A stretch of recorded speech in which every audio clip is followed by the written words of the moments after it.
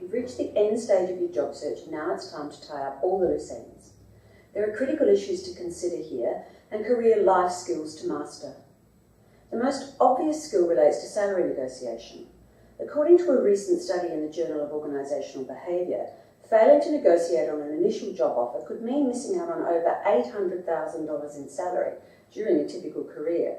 We're talking about serious stuff here. However, there are two other issues that many people ignore, to the detriment of their security and their happiness. First, you need to evaluate the job offer and complete your due diligence to assess whether or not it's the right place for you to work. Don't let your excitement over receiving an offer keep you from seeing that offer objectively. Job change decisions are complex. The immediate results of the choice are easily identified and quantified, but the more important long-term ramifications require research, interpretation, and a bit of conjecture.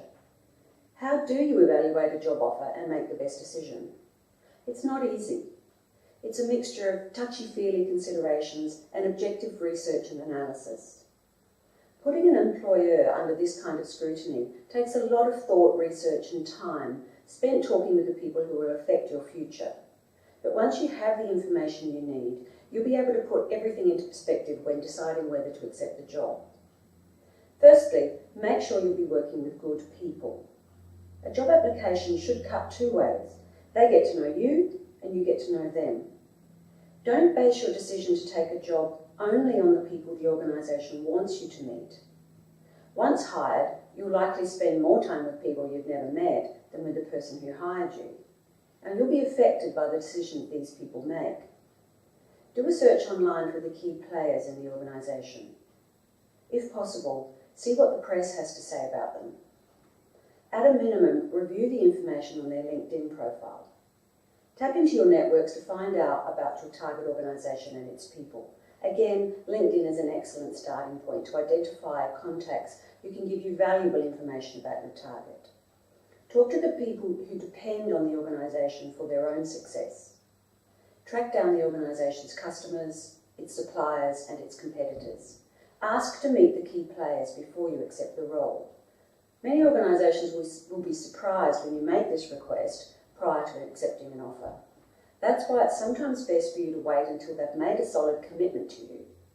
Once you have the offer, you have more control, and they're less likely to refuse.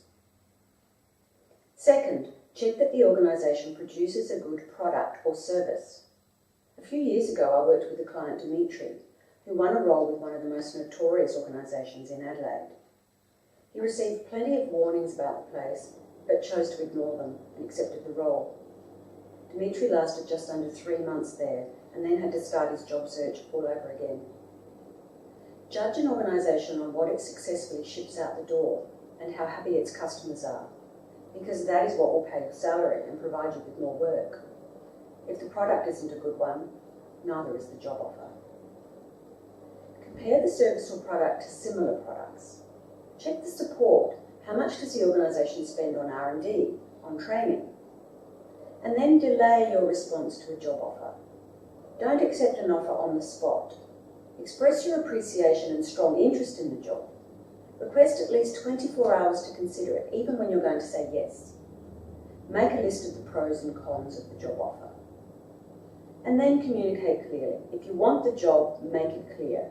If you're uncertain, say that there's some items you'd like to discuss before you can accept the job. Suggest meeting further to talk about the offer. Once you've decided on a role, the second critical skill relates to your employment contract. You should not be afraid to negotiate an employment contract that fully protects your interests.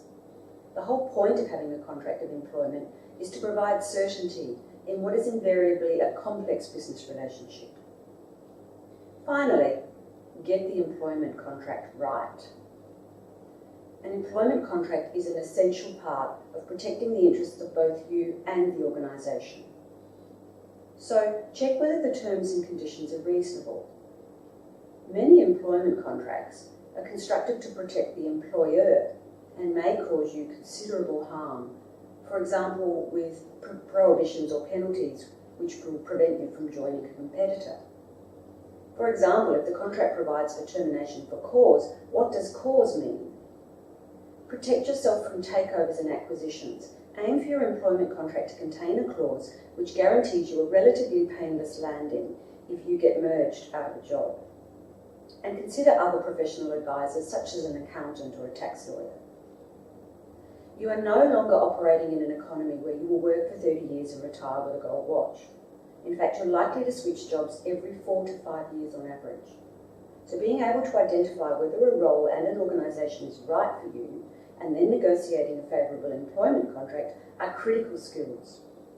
When it comes to evaluating the offer, don't fall in love with being loved. Separate out any wooing you receive from the employer. Do your homework. Stand back from the situation and talk to wise people in your life, and then make a sensible decision. And in regard to contract negotiation, the only safety net is the one that you negotiate yourself. Now is not the time for impulsive gestures. Moving to another employer will invariably involve certain risks.